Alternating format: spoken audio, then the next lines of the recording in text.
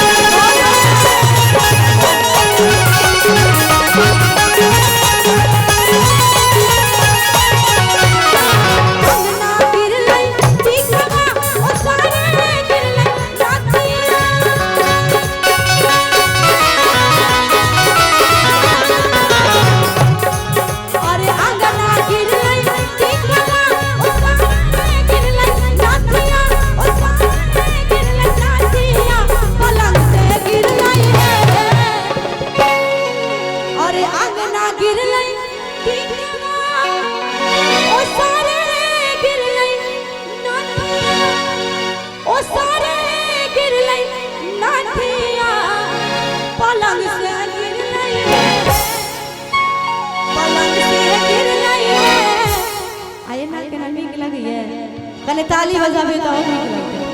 पलंग से गिरल है मच्छरदानी सूतल पिया पलंग से गिरल है मच्छरदानी सूतल पिया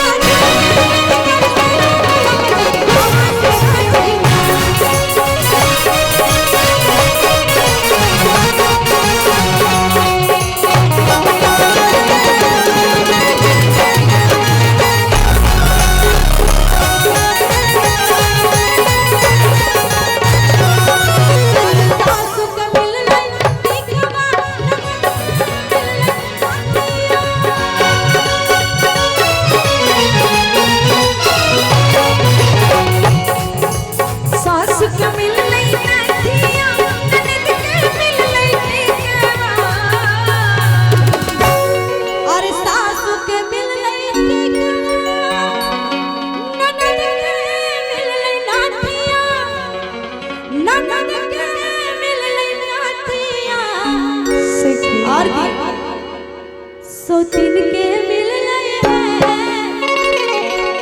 सौतीन के मिल है ताली बजा कर हम मच्छर